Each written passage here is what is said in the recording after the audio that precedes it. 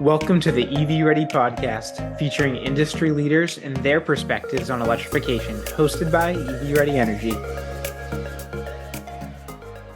Hey everybody, welcome to the EVready podcast. I'm grateful to have on today Paul Nie, CEO of AISPEX. Paul, thank you so much for taking the time to join the podcast. Thank you, Chris, to have me.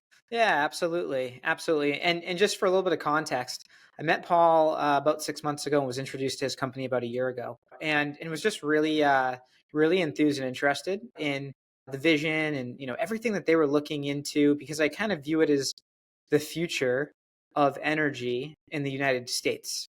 And so, with that being said, I wanted to first question I wanted to ask you was a little bit about like the motivation for you. I think, Paul, you're a serial entrepreneur. Hearing a little bit about your background, what you've done previously, what motivated you to start the company, and what the name of the company represents to you. Yeah, thank you, Chris. The name is AISPEX, AISPEX, means Advanced Integrated System for Power Exchange. So I'm a long time IEEE and the IEEE PSE member. So I like the name like Power Exchange. So then I put Advanced Integrated System in front of that. So make the name AISPEX. Awesome. And tell us a little bit about your background. You were an entrepreneur. You started companies before. You started AISPEX. Why did you start it? And what was your history before that? Yeah, I started AISPEX in 2019. Before and after that, I still run several other business. So one of them is nationwide LED lighting company, where we manufacture and sell lighting, in the entire U.S. We have get involved in energy management service contract. So that's how I get involved a lot with the energy. On the other side, I also have several other manufacturing companies produce major IT and power, the components for the power equipment and IT equipment. So I get involved a lot with the manufacturing world.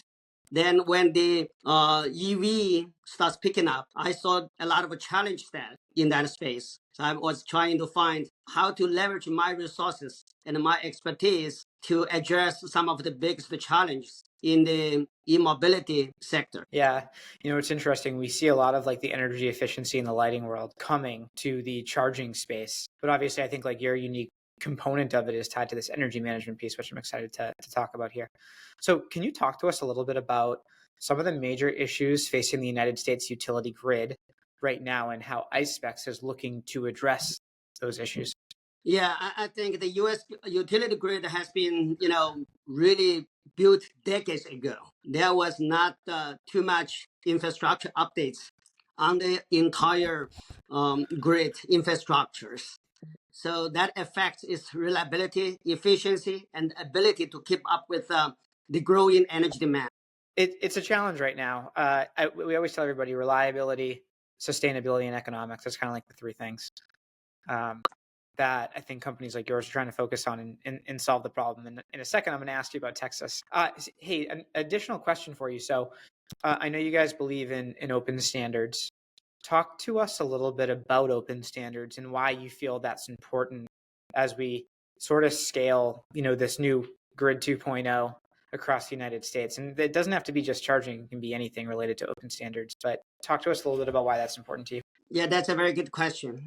My background, I came from the world of testing, inspection, and the certification. I used to be the senior executive for one of the largest TIC companies in the world. And also I used to also one of the co-founder of another testing, inspection, certification company, where we also grow to be a major player in this sector. So I was have participated a lot of new standards over last 2 decades in my career. So open standards are very, very important to make sure a fair, efficient, and innovative ecosystem across the industry in the US. I think a couple of ways that you can eliminate that. For example, the open standard will make things working together. That will make sure different system, different devices, and the technology that can work together smoothly, no matter who made them. Or like in our world of the energy, EV charging, EV chargers and the vehicles from different companies, they can work together if they follow open standards like the CCS. That's one of the typical, example. And also the open standard can, boost innovations, right? That's in energy storage, we have open standards like Modbus and open ADR that will allow different companies create energy management systems to work together. It will also cut costs. So otherwise, if everybody is working on their own, the cost can be really high. It will be very siloed in each specific area, right? So for example, utilities and energy companies can use open standards like IEEE 2030 for smart grids. That's going to cut costs when they integrate new technology. Also, the Yeah. open standards support growth, right? So for the EV chargers, we make it possible for networks to work together across the country to support, the growth on the electrification with the open standards. That's my takeaway for the open standard, especially in the EV market. Like OCPP is another good example. Let consumers use any charging stations without worrying about compatibilities. Yeah, it's definitely something that, like in Europe, they had to move towards more quickly, obviously, with the fragmentation of Europe, but is a larger problem in the United States that I think the US is still trying to solve it from a software perspective, from a maintenance perspective, but it certainly is, the way of the future, no doubt about that. Yeah, exactly. So I'd love to hear your thoughts. I know, you're headquartered in Texas. Texas is a unique beast tied to energy management, obviously, with the way that they control their energy markets. And so, can you talk a little bit about what AISPEX has done within Texas to try and participate in some of their energy programs that exist? Yeah, that's a very good question. We live in Texas. I moved to Texas since 2013. So it's like my second hometown now. I like the way how it works here, especially in the energy market. ERCOT has a very open system. It's the deregulated market. Deregulated market allows you to, the new companies like AISPEX to participate into the open market.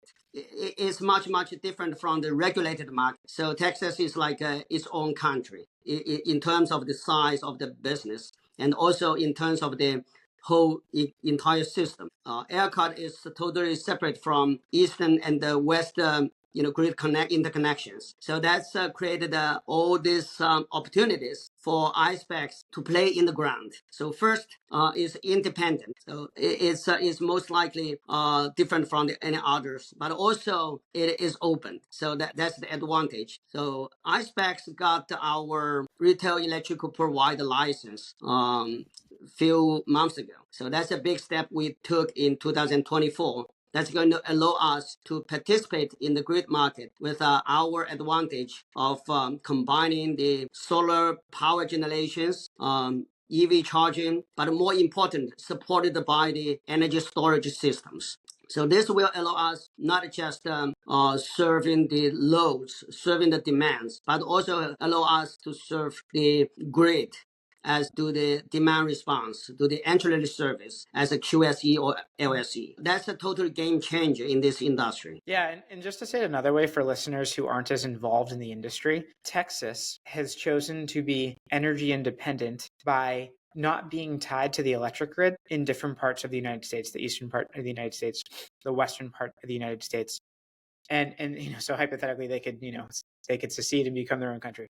So that's how Texas is set up today. And then ERCOT, which Paul mentioned, they're called independent service operator. They're responsible for providing supply to the grid and maintaining balance within that grid. And then they work with the utilities, which are like construction companies, to deliver that energy. And what's unique about ERCOT is they allow companies like AISPEX to not only use electricity, but push electricity back on the grid using battery solutions, charging solutions, whatever the case may be. And those are called demand response programs, where companies can get paid for not only using the grid, but also throwing power back on the grid when need be. And so I just want to give everyone like a quick summary in case people weren't familiar with like demand response. So Paul, my next question for you is you just kind of explained, your technology, and how it's able to participate in Texas and other states as well. But Texas is just a really good example because it's sort of leading the country from a energy independence perspective. When I came across your company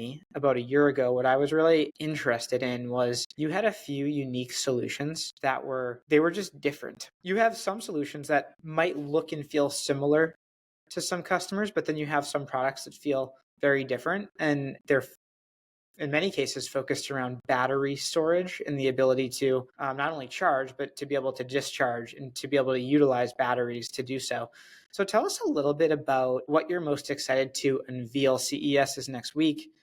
Tell us about your product line and what you're excited to show people. Yeah, I think for us, most exciting is about our virtual power plant solutions.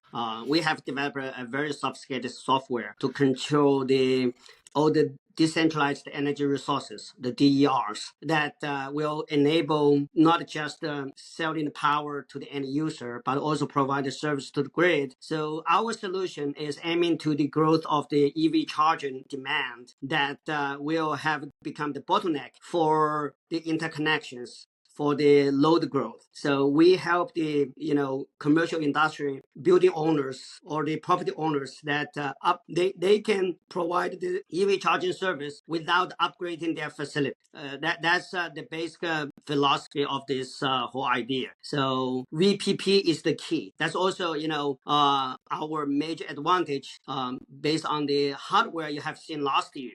And this year, we are providing more comprehensive software controlling this. I think that's the first the biggest thing. And the second is about, as I mentioned, we already got IEP license in Texas. That's enabling us to provide a lot of more comprehensive service to not just the commercial industrial applications, but also to the residentials and the homeowners. So these are the two of the biggest most exciting things for us to be announced at the CES. Awesome. And yeah, I think the solution you're providing is going to help grid economics, grid sustainability, and grid resiliency. And that's a huge part of our future. And I think people are going to be really excited because right now people don't think about the grid that way. Like the average person doesn't think about these things. They just think about, are my lights on or off? But this is going to become an opportunity for everybody. I'm definitely excited to hear what you have to say. Last question for you, Paul.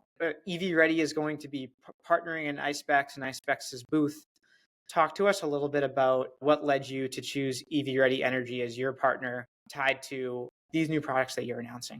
Yeah, I think, Chris, we met a few months ago, that your team and yourself has a really strong reputation in the industry. Your background in the EV world and also your connections to the EV OEMs is a really strong aspect for us to work together. That's how I decided to invite you and your team to participate in the booth. You are the only technology provider side to join the booth. We have also two other partners, to showcase our applications there. But those are, one of them are the real estate developer.